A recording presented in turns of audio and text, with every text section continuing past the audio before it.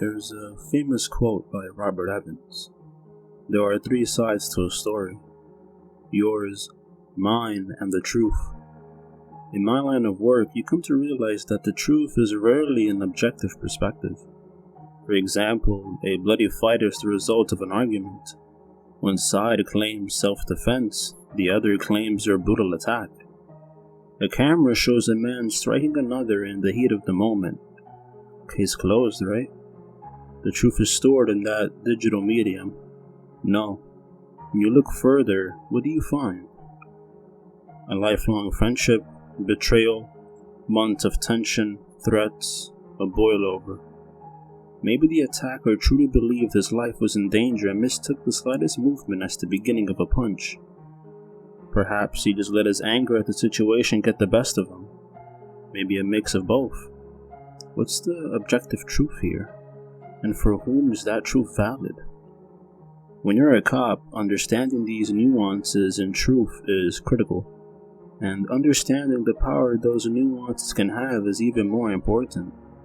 Not only when we have to discern whether or not someone's recollection of events is accurate, but when we lie to achieve a specific response. It's all something you become very familiar with. For me in my investigations in particular, this was especially true. Since my investigation of who I've dubbed as the Watcher, I had been assigned to numerous cases.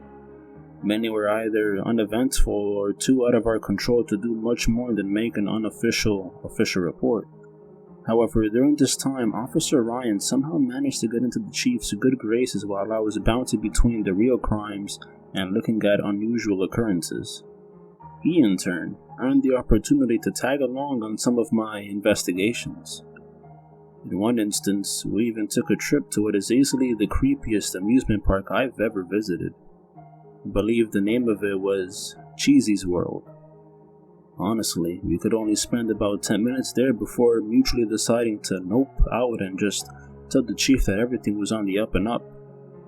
I'm not sure if Cheesy's even still around, but either way, I'm not really the guy to tell the story place. The point being, Officer Ryan and I had spent what was becoming a considerable amount of time together, and, admittedly, the guy was starting to grow on me. Because of that relationship, I asked for him personally on my next case. A local hospital had called about a man trespassing in the mental health ward. Supposedly, someone had been spotted inside the ward multiple times. One account from a patient even suggested that the man had been sitting on the ceiling. At first, these accounts weren't taken too seriously, but when one of the security guards spotted a naked man scale a wall and climb into a small vent in the ceiling, we got called. Typically, patrol officers respond to these types of calls. However, when information on the stranger accounts of this man made its way up the chain of command, I was called in. From an inhumanely loud scream to seemingly materializing into locked rooms, my interest was immediately piqued along with my disgust. When Officer Ryan and I pulled up to the hospital, things were already in motion. Explanations for why we needed to evacuate the floor and bring in multiple officers were already given, and on our arrival, we were escorted down a set of hallways that led into the mental health ward. The security guard escorting us referred to it as the old hospital. Apparently, it used to be the primary set of buildings. As the hospital decided to modernize and expand, they built a new set of buildings on top of the old. This was good for the hospital in general, but it left the older portion noticeably neglected. The first signs of this were apparent in the rickety elevator we took down to the mental health facility's main lobby. Admittedly, it was a little uncomfortable going down an elevator that likely hadn't been serviced in who knows how long.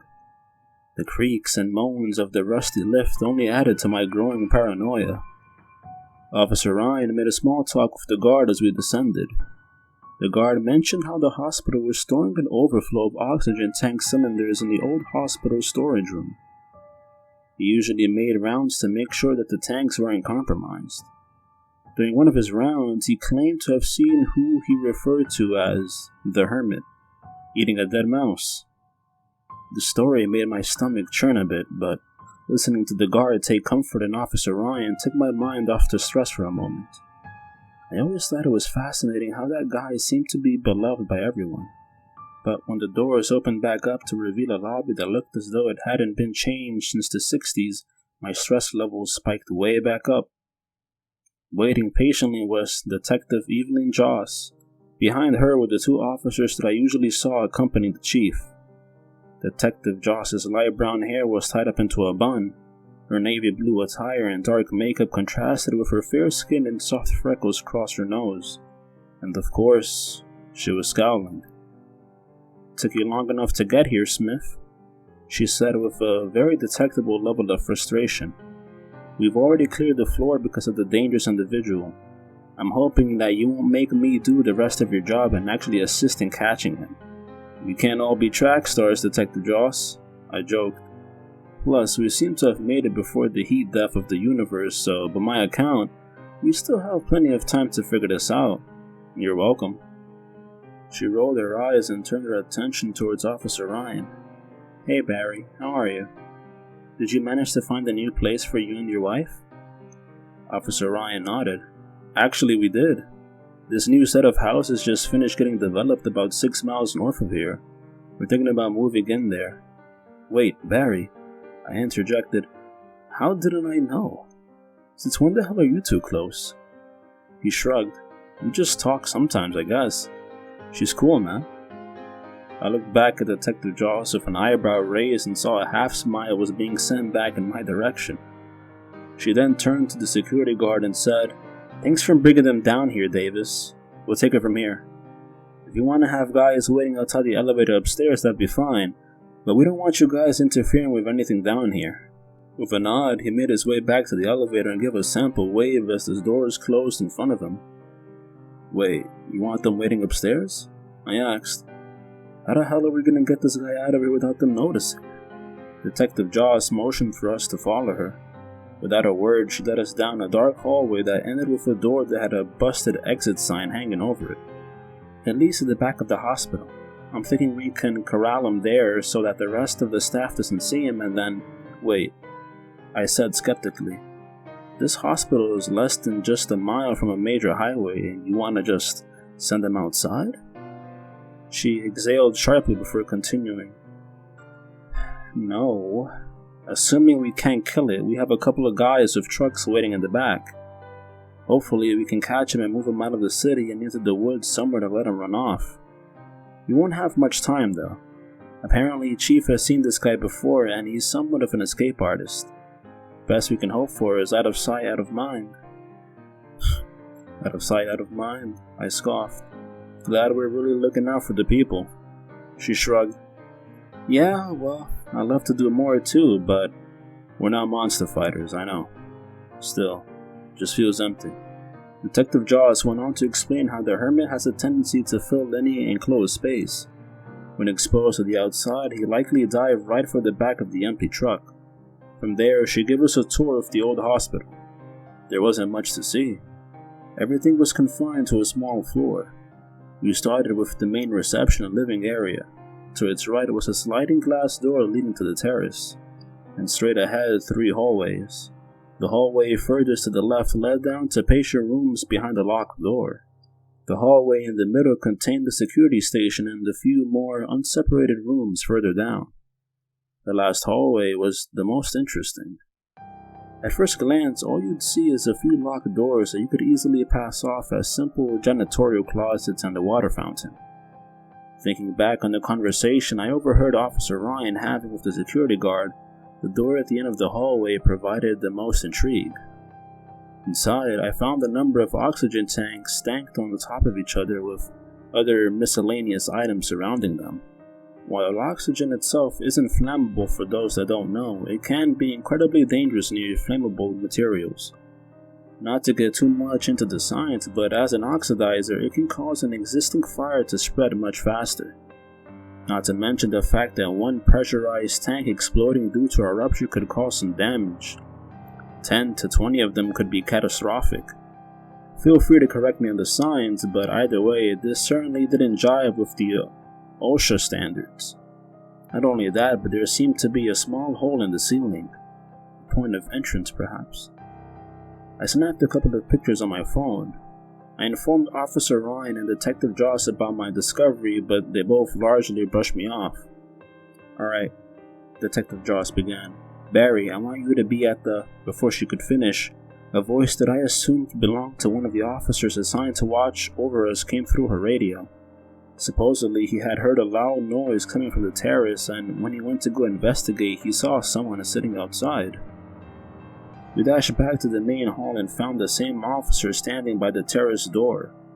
Detective Joss went over to speak with him, but all I could focus on was the figure sitting in the fetal position outside. Though he had a large frame, he was skinny with a distended stomach. His head was probably twice as large as an average human head, but most of that seemed to be from his massive forward-hanging brow. His scowl was accentuated, deep wrinkles and thin, stringy black hairs fell over beady eyes that were aimed at us with a deep-seated hatred. Yet, despite the disturbing look, he seemed to be otherwise human. It was hard not to wonder what this whole song and dance was for. Yes, trespassing is a crime, but evacuating an entire wing of the hospital and bringing us in here for one human man? It was odd. This could have easily been handled by a couple of patrol officers. I could tell that Officer Ryan was feeling the same way, but Detective Joss was on edge. When she finally came over to talk, I almost laughed in her face. "This is the guy, huh?" I sort of a smirk. "Possibly homeless. The man obviously needs help, but we brought out all of this just for him?" She wasn't having it. "Do not underestimate this man, Smith. I want you both sharp when we approach. That means be prepared to fire at a moment's notice." I scoffed. "Are you serious? I've seen a lot of fucked up shit as of late. I understand when there's a threat, but I'm not going to assume crazy until I see crazy. Do you know how bad it'd look if we came at an obviously unarmed human man with guns drawn for the heinous crime of sitting? Could you imagine if one of us accidentally shot the guy?" "Yeah," Officer Ryan followed. "You guys haven't technically seen him do anything wild, right? No reports of threats or him actually assaulting anyone. Sure, the trespassing is bad, but he's just sitting there. If he went to the media about 3 cops pulling guns on him without real provocation, it's gonna look bad." She shook her head. "Look, I've done this enough to know. I understand where you're coming from, but I'm telling you that split-second difference between unholstering your weapon and firing could be the difference between life and death. If he turns out to be just a guy, then who's gonna believe—" "No!" I nearly shouted. "That's absolutely not the standard we set. We are, or at least, we should be better than that.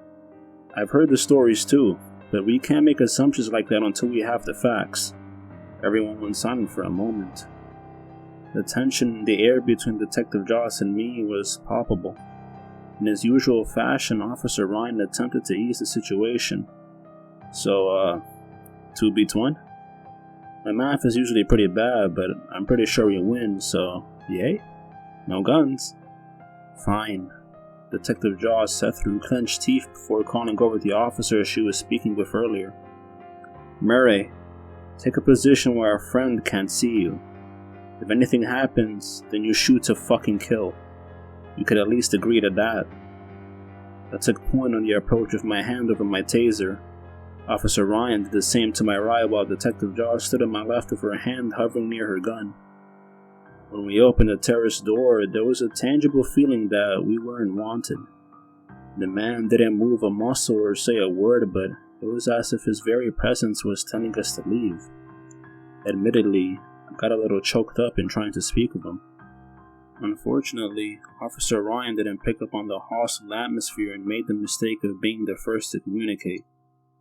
"Hey man, we got a call about you being here, and the hospital staff has informed us that they'd like you to leave the premises. If you need us to get you some clothes or take you somewhere, we'd love to—" "No." The Hermit's gravely voice left us stunned for a moment. The sound seemed to boom, but it appeared as though he was barely putting any force behind his words. I looked over to Detective Joss for a moment and found myself mimicking her, my hand now firmly placed over my gun. I was slowly becoming aware that maybe this guy really wasn't human and that I had made a grave mistake insisting that we come at him without guns. It took Officer Ryan a moment to regain his composure. He let out a nervous laugh and tried continuing. Sorry. Look, we can't really take no for an answer here.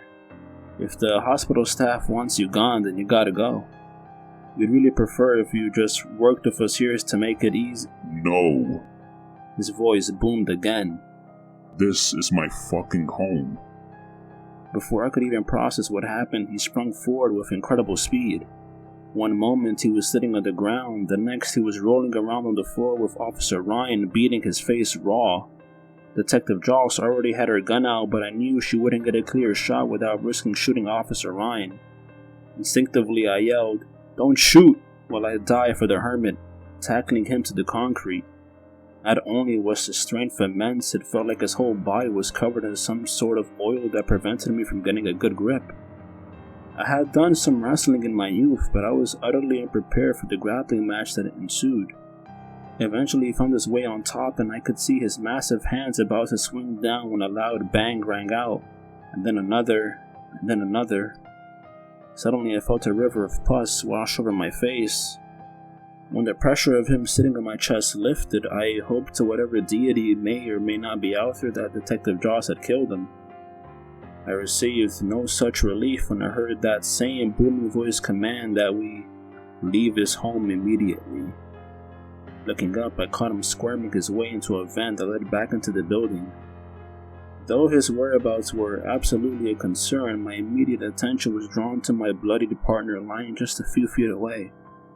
I scrambled to his side and the damage was apparent. Cuts, bruises, missing teeth, and a severely broken nose. "Damn it!" I shouted. "Evelyn, help me get him to his feet."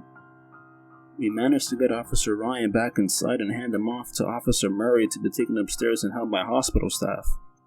It burned me up inside that I couldn't go with him. It was my call to go in without guns squarely trained on the Hermit.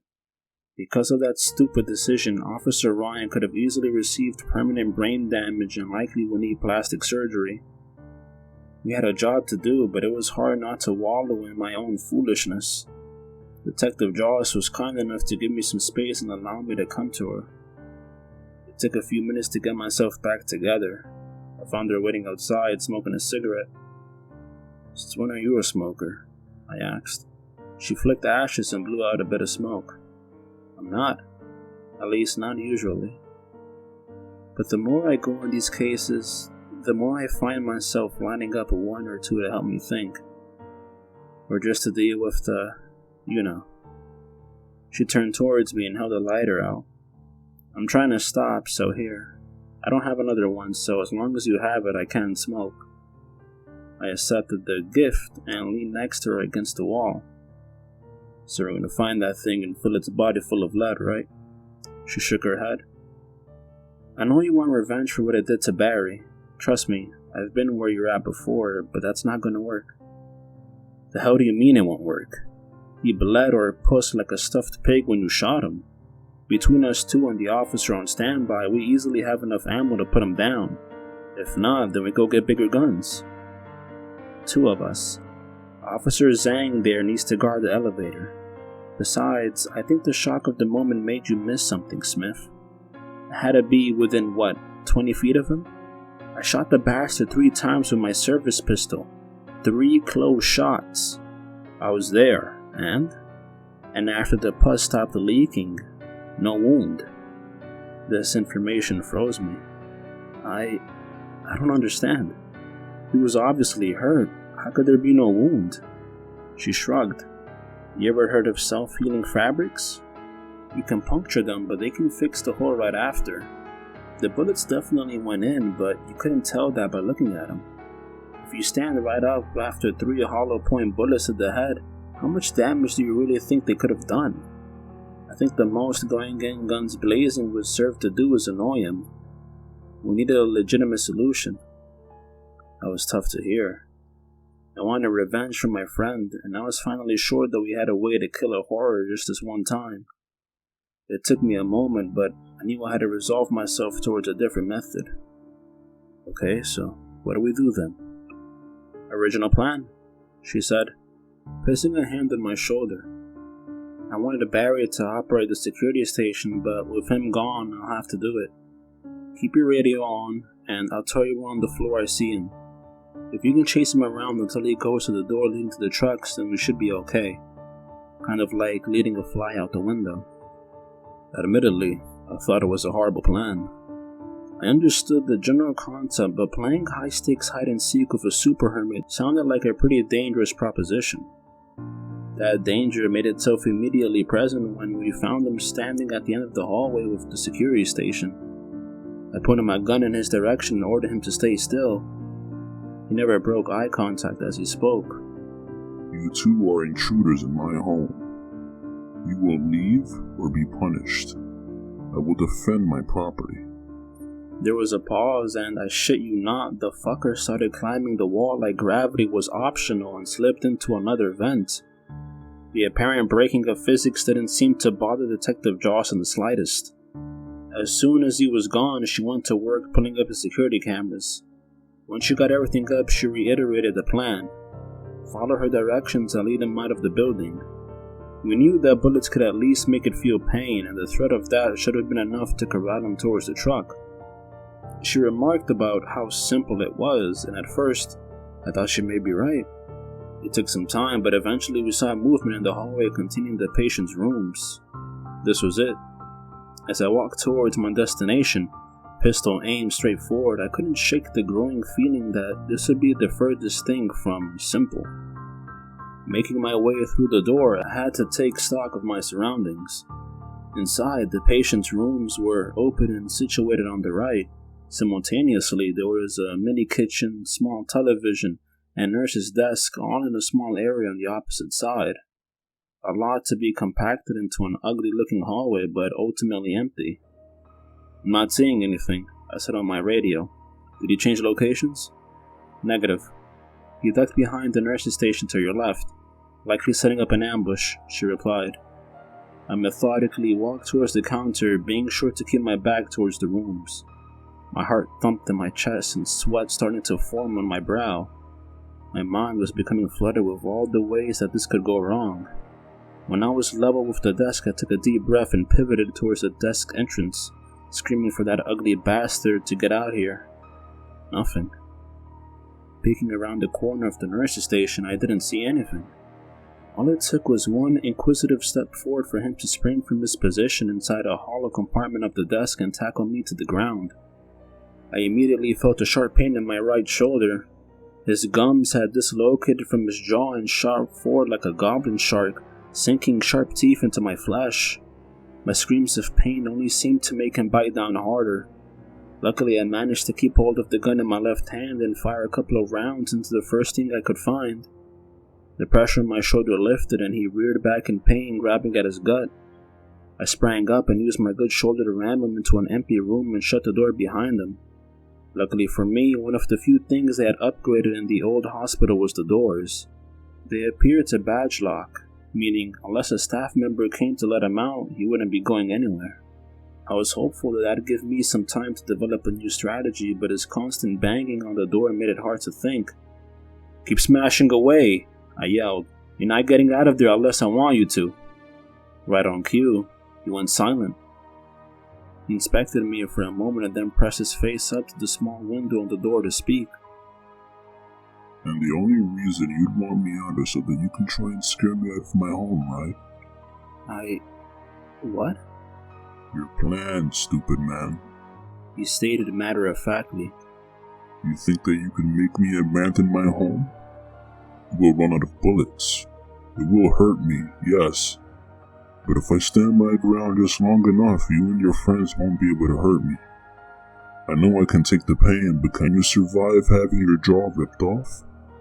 He paused to spit a yellow fluid at the glass. "I'm going to hunt you down first." His threat made me take a step back. He fucking knew. This whole time we would have chased him around until the point of exhaustion and then he would have struck. Detective Josh's voice came through over the radio. "Smith, I see you have him contained there. Listen, you need to..." "He knows." "What?" "He knows the plan. We need to try something else. I've got him locked up here, but Smith, look down and get the hell out of there. Confused, I did as I was told and saw two thin fingers beginning to slide out from under the door. Soon after, his hand followed. I didn't have much time to think. I sprinted towards the exit and shut the door behind me. Glancing back through the window in the door, I could see his arm had already made it through. 3 options. The exit? No, he simply wouldn't follow me outside. I could run towards Detective Joss. We could at least hurt them together, but if this guy was a basically living bullet sponge, then we'd both eventually be defenseless. Which left one real option. The beginnings of a plan I didn't entirely trust started to form in my head. Another quick glance back showed I was almost out of time. He was pulling his legs out from under the door, and I knew he'd be gunning right for me. I got on the radio. Detective Joss, he's coming towards your location. He wants revenge for that gunshot earlier. Take a position outside by the truck. She replied with a simple, copy. Just in the nick of time, the man was free and barreling towards the door. I sprinted towards the open storage closet. 3 of my steps must have been equal to one of his because I could hear him closing the distance with lightning speed. Despite the pain, I opted to dive for the opening, spinning around as I landed and shooting a warning shot in his direction to hopefully slow him down. It did the trick. The bullet missed, but I knew he didn't want to take unnecessary damage. He ducked behind the water fountain, leaving me enough time to get to my feet, pull out the lighter Detective Joss had given me, and point my gun to one of the oxygen tanks. Hey, you bastard, get out here. He raised up slowly and walked towards me. He was ruby red, and I could tell from the look on his face that he was absolutely livid. You stupid man. You put yourself in a corner. I'm not afraid of a little fire. I spat on the ground. I don't give a damn about a little fire. A lot of flammable shit in here, though, don't you think? What do you think happens if I start shooting oxygen tanks while I have this flame lit? Admittedly, I wasn't even sure if the science was correct, but my bluff seemed to take me pause. What do you plan to do? He said cautiously. You're obviously an intelligent guy, more intelligent than a lot of the things I've dealt with. So let me put this in terms you'll understand. Oxygen tank plus bullet plus fire equals boom. And when boom happens in an old space with flammable stuff, well, I don't know if you can survive a fiery explosion, but it doesn't matter because your precious home won't. No! He shouted, throwing his hand forward. You'll die too. You wouldn't do this. Not to my home. He was partially correct. I wouldn't risk hurting the people in the hospital if this crazy plan would have even worked. That didn't matter so long as he believed I would. I don't give a damn about your home. Either you kill me or the explosion does. Honestly, I think I prefer this death over whatever the hell you do. Plus, it'd be way more satisfying to know that you don't get shit after this. I squeezed my finger on the trigger just a bit. You take another step closer, and I swear to the universe. Stop! He screamed. Don't destroy my home. What do you want? Look, I'm a fair guy. There's some new empty houses 6 miles north of here. I'm not sure how you'd plan to get there, but they're empty. So let's make a deal. You can't have this home, but maybe you find yourself one over there.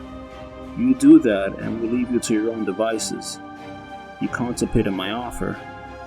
I go there, and you stay away from my new home? I nodded in response. Seconds passed in silence. The sense that I would have to readjust from my bluff seemed to become more real every moment. But eventually, after what felt like minutes of tension, the Hermit took off in the other direction without a word. I took the most enormous sigh of relief I'd had in my life and flopped onto the ground, grabbing at my shoulder. The pain seemed to be coming on more intensely now. Detective Josh's voice came through on the radio. Smith, we saw him come outside, but the little shit went down a storm drain on the sidewalk. Eventually, I had to fill Detective Joss and the chief in on our conversation.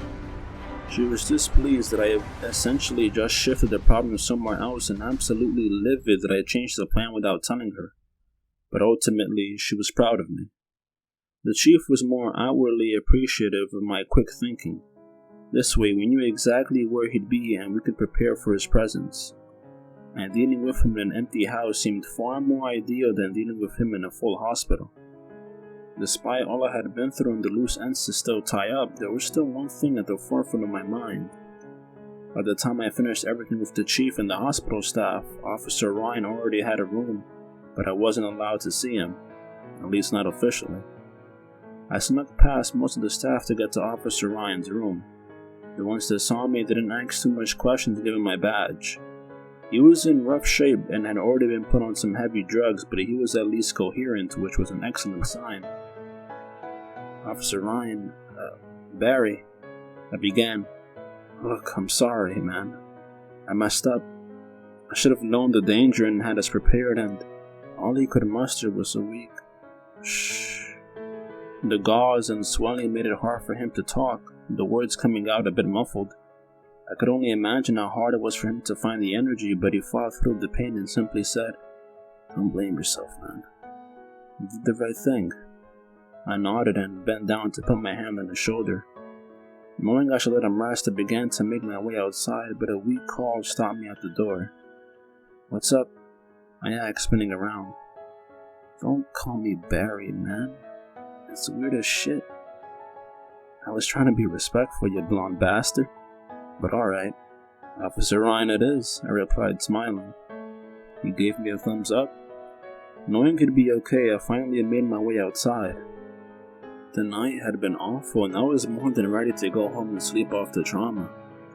This is why I was less than thrilled to see a hospital staff member running after me in the parking lot. The woman looked to be in her late 20s, maybe early 30s. She was on the shorter side with dark brown hair. Her badge signified that she was a nurse working at the mental health hospital, which immediately suggested that this would be another situation where someone would ask questions I really didn't want to have to answer. I didn't even get the chance for a proper greeting before she was standing in front of me. You were one of the officers dealing with that guy from earlier, right? She asked in an accusatory tone. I was, yes. Did you need something? She looked at me like I was crazy. Did I need something? Are you serious? You never went down in there and just gonna play it off? Not exactly sure what you're referring to, but if you have information you'd like to share, I can give you my... Bullshit! She shouted while pointing a finger in my face. You don't think I know about that man in the old hospital? A human man that scales vertical walls and fits the tiny spaces a child couldn't make it through? Or that fucking voice of his? Your chief comes through and says he was just a homeless man living in the building and expects us to believe it? No. They didn't believe me when I said I saw him. Do you know how terrifying it is to have that thing stare at you from down the hall, just inside the camera's blind spot, only to disappear when you go and get help? She knew. I wasn't going to convince her that what she saw was normal by any realistic metric, but still, I needed to know where exactly she was going with this. I agreed that what you saw was strange, man, but I'm sure there's a rational explanation for all of this. With him in custody, we'll eventually find those answers. But what good does telling me all this do you? She scoffed. What good does it do me? Depends. Getting national media attention for a fucking monster stalking our hospital can bring me some solace. Especially if I knew the police lying about what they saw were grilled by every major outlet in the world. Or, you could tell me just what the hell is going on. I knew I couldn't lie my way out of this. The only thing I could really think to do was try and divert the conversation. You know, storing a bunch of oxygen tanks in an unsafe manner is definitely a breach of OSHA standards. I think the news would be far more interested in that than a silly monster story. I waved my phone in her face to emphasize my point, especially with evidence. But this didn't faze her in the slightest. You think I care? A security guard is a 19-year-old kid. Don't you think I could convince him to pull up footage from today? Hell, I'm sure he loves to be on TV to say what he's seen, and he's not the only one. Yeah, the oxygen tanks look bad, but which do you really think is going to be a bigger story? Why push this? Why do you want to know so badly? Because, she shouted again, my sister is a patient at the old hospital. What if he had hurt her? What if he had hurt my co-workers or me? I think as someone directly involved, I deserve to at least know. She took a moment to breathe. I'll make this easier. You tell me, and I promise I won't speak a word of it to anyone else. Just please, tell me what's happening. Honestly, at that point I was done. Emotionally exhausted, physically hurt, and just so fed up with the lies. Who the hell was I to hide something like that? Why should I have to pretend that what we saw was normal, that it wasn't out there waiting for someone else to hurt? We're not monster hunters. I get it, but is telling the truth too much to ask? Or at least my version of the truth. At least this one time. That night, I made the decision to tell her. I swore her to secrecy, but I informed her about everything. Honestly, I think it ended up being catharsis for me more than anything, but I'd like to think we both walked away feeling better, or at least with a greater understanding. She didn't thank me, not that she needed to. She was owed my truth. Everyone was. And as she walked away, I reflected on what I had done. The fact that there was so much we still didn't know. More monsters, more secrets, more things hidden just outside of where we can see. I can only hope that she used that knowledge to protect herself. Thank you all for giving your time to another one of my stories. I only have a couple more for you, so hopefully you stick with me through those last two. As always, stay safe, everyone.